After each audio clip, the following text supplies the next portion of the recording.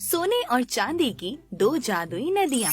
एक गांव में माया अपनी बेटी प्रिया के साथ रहती थी। माया जंगल से लकड़ियाँ लाकर उन्हें बेचा करती थी और इसी तरह वो अपना रोज का गुजारा करती थी। माया के पड़ोस में सोहन नाम का एक आदमी था जो अपनी पत्नी चंपा के साथ रहता था। दोनों पति पत्नी बहुत ही लालची थे। वो दूसरों की मजबूरियों का फायदा उठाते थे। एक दिन सोहन और चंपा माया के घर पर आते हैं। अरे भाभी जी, मैं शहर में लकड़ियाँ बेचने जाता हूँ तो सोच रहा हूँ कि आपकी भी ले जाया करूँ। आप इतना परेशान न हुआ करें। अरे दीदी, मुसीबत में तो पड़ोसी ही काम आते हैं ना। आप बेचारी अबला नारी शहर में अकेली जाती हो। आपको अगर कुछ हो गया तो आपकी बेटी तो अकेली रह जाएगी ना। ये जाते तो हैं शहर, आपकी भी लकड़ियाँ ले जाया करेंगे और जो दाम मिलेगा वो आपको दे दिया करेंगे। ठीक है भाई साहब, आप कल से मेरी सारी लकड़ियाँ ले जाया करना। अगले दिन माया जंगल से लकड़ियाँ लेकर आती है और सोहन को पकड़ा देती है। उसके बाद सोहन लकड़ियों को लेकर शहर में बेचने जाता है, लेकिन माया को पूरे रुपए नहीं देता था। इसी तरह काफी दिन बीत जाते हैं। अरे भाई साहब, आप लकड़ियाँ बहुत ही कम दाम में बेच कर आते हैं। अरे भाभी जी, आजकल लकड़ियों की डिमांड ही नहीं है। मैं फिर भी कई जगह घूमता हूँ, तब जाकर इतने रुपए मिल पाते हैं। अरे दीदी, जितने रुपए मिल रहे हैं उतने में शुक्र मनाओ। अगर आप बेचने जाओगी तो आपको तो ये भी नहीं मिलने वाले। माया की बेटी प्रिया गांव के ही सरकारी स्कूल में पढ़ती थी। इसी तरह काफी दिन बीत जाते हैं। अब माया की तबीयत खराब रहने लगी थी और वह जंगल से लकड़ियाँ भी नहीं ला पा रही थी, जिसकी वजह से उनके घर का गुजारा बिल्कुल नहीं चल पा रहा था। एक दिन प्रिया अपनी माँ के पास जाती है। माँ, आज से आप सिर्फ आराम करो और जंगल से लकड़ियाँ आज से मैं लेकर आऊंगी। बेटा, जंगल में बहुत खतरनाक जानवर रहते हैं। तुझे कुछ हो गया तो मैं तो मर ही जाऊंगी बेटा। अरे माँ, आप बिल्कुल चिंता मत करो, मैं अपना बहुत ध्यान रखूंगी। प्रिया लकड़ियाँ लेने जंगल की ओर जाती है। तभी रास्ते में उसे एक रोती हुई बुढ़िया मिलती है। अरे माई, क्या हुआ? आप रो क्यों रही हैं? बेटी, मैं घर में बिल्कुल अकेली हूँ। देख बेटी, मैं बीमार भी रहती हूँ। मुझसे घर का काम नहीं होता बेटी। मैंने कई दिनों से खाना भी नहीं खाया है। चलिए माई, मैं आपके लिए खाना बना देती हूँ। प्रिया बुढ़िया माई के साथ उसके घर पर जाती है और उसके लिए खूब सारा खाना बनाती है, जिसे खाकर बुढ़िया बहुत ही खुश हो जाती है। बेटी, आज तो तूने खाना बना दिया, लेकिन कल कौन बनाएगा बेटी? लगता है कल फिर से मुझे भूखा रहना पड़ेगा। अरे माई, आप बिल्कुल चिंता मत कीजिए, मैं रोज आपके घर पर खाना बनाने आया करूँगी।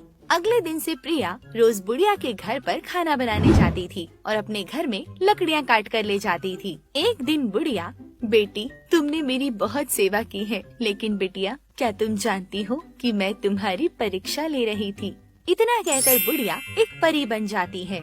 हाँ, आप सच में परी हो? पता है, मेरी एक तमन्ना थी कि मैं परियों से मिलूं। परी जी, क्या आप मुझे एक बार आसमान में घुमा सकती हैं? उसके बाद परी प्रिया को लेकर आसमान में जाती है और उसे पृथ्वी की सैर कराती है। बिटिया, तुम बहुत ही अच्छी और नेक दिल की हो। चलो बिटिया, मैं तुम्हें कुछ देना चाहती हूँ। उसके बाद परी प्रिया को दो नदियों के पास ले जाती है, जिसमें से एक नदी सोने की व दूसरी नदी चांदी की थी। बिटिया, तुम इन दोनों में से किसी एक नदी में चली जाओ, लेकिन चांदी वाली नदी में तुम्हें सिर्फ उतना ही धन मिलेगा जितना तुम्हें जरूरत है। वहीं सोने वाली नदी में तुम्हें खूब सारा धन मिलेगा, जिससे तुम्हें जिंदगी भर कमाने की कोई जरूरत नहीं पड़ेगी। परी की ये बात सुनकर प्रिया चांदी वाली नदी के अंदर चली जाती है और वहाँ से एक छोटा सा बक्सा उठाकर बाहर ले आती है। परी जी, मुझे ज्यादा धन दौलत की कोई जरूरत नहीं है। ये धन दौलत तो मैं पढ़ लिख कर भी कमा सकती हूँ। मुझे बस इतना चाहिए जिससे मेरा और मेरी माँ का गुजारा हो सके। वाह बिटिया, तुम बिल्कुल भी लालची नहीं हो। मैं तुमसे बहुत खुश हूँ। तुम इस परीक्षा में सफल रही। बिटिया, जो बक्सा तुम्हें मिला है वो कभी भी धन दौलत से खाली नहीं होगा। आओ बिटिया, मैं तुम्हें तुम्हारे घर छोड़ देती हूँ। परी प्रिया को उसके घर छोड़ देती है। वही सारी बातें प्रिया अपनी माँ को घर जाकर बता देती है। अब दोनों माँ बेटी एक बहुत ही अच्छा घर बना लेती हैं और ऐशो आराम की जिंदगी जीने लग जाती हैं। प्रिया भी अब एक अच्छे स्कूल में जाने लगी थी और मन लगाकर पढ़ाई करने लगी थी। उनके पड़ोसी सोहन और चंपा अचानक माया के पास इतना सारा खजाना देखकर बुरी तरह हैरान हो जाते हैं। अरे सुनो जी, इन भिखारियों के पास अचानक से इतना सारा माल हाथ कैसे लग सकता है? अरे इन्हें देखो, ये रातों रात अमीर हो गए हैं। चंपा, मुझे भी कुछ समझ नहीं आ रहा। एक काम करते हैं, हम इनके घर के अंदर चलकर पता करते हैं। दोनों प्रिया के घर पर जाते हैं। अरे नमस्ते भाभी जी, हम तो आपके सुख दुख के पड़ोसी हैं भाभी जी।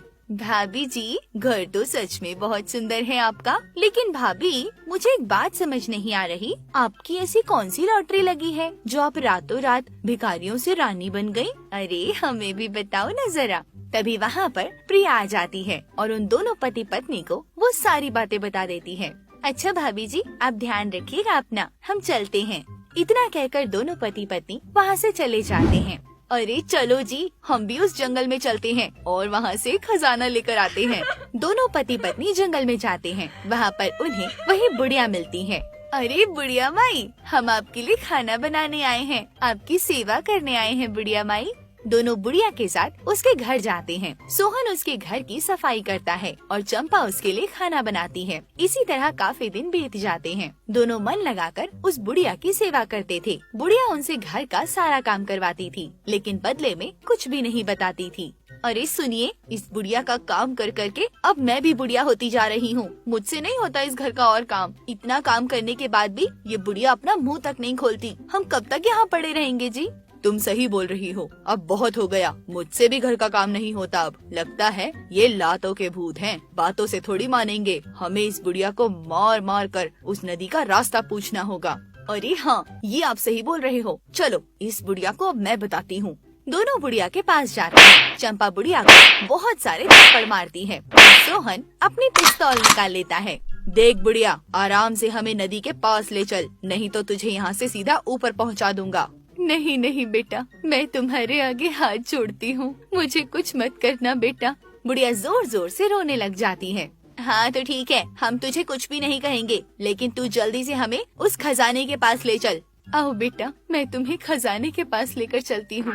बुढ़िया चंपा और सोहन को सोने और चांदी की नदी के पास ले जाती है। चांदी की नदी में बस एक ही बक्सा था और सोने वाली नदी में ढेर सारा खजाना था। अरे वो प्रिया की बच्ची तो बिल्कुल मूर्ख थी, जो चांदी वाली नदी में चली गई और अपने हाथ से सिर्फ एक ही बक्सा लेकर आई। अरे हम दोनों तो सोने वाली नदी में जाएंगे और वहाँ से ढेर सारा माल उठाकर लाएंगे। दोनों पति पत्नी सोने वाली नदी के अंदर चले जाते हैं। वहाँ से खजाना उठाने की पूरी कोशिश करते हैं और जैसे ही वो खजाना उठाकर बाहर आते हैं, तभी बुढ़िया एक चुड़ैल में बदल जाती है। लालची औरत, मुझे तुम्हारे जैसे लालचियों का ही इंतजार था। उसके बाद चुड़ैल दोनों की बहुत पिटाई करती है। तुम दोनों ने मुझे मारा था ना, अब देखो मैं तुम्हारी चटनी बना दूंगी। चुड़ैल दोनों को बहुत मारती है। अरे नहीं, हमें माफ कर दो बुढ़िया माई, हमें माफ कर दो, हमसे गलती हो गई माई, हमें छोड़ दो, हम यहाँ फिर कभी नहीं आएंगे। चुड़ैल उन दोनों को अपनी गुफा में ले जाती है और सदा के लिए उन्हें बंदी बना लेती है। अब तुम जिंदगी भर इसी गुफा में कैद रहोगे। उसके बाद से दोनों हमेशा के लिए उस गुफा में कैद हो जाते हैं और वहीं दूसरी तरफ प्रिया और उसकी माँ खुशी खुशी अपना जीवन बिताने लगे। तो दोस्तों, आपको हमारी ये कहानी कैसी लगी? अगर हमारी वीडियो पसंद आई है तो इसे लाइक जरूर करें और हाँ, हमारे चैनल को सब्सक्राइब करने के साथ साथ बेल आइकन को दबाना बिल्कुल ना भूलें। मिलते हैं अगली वीडियो में। धन्यवाद।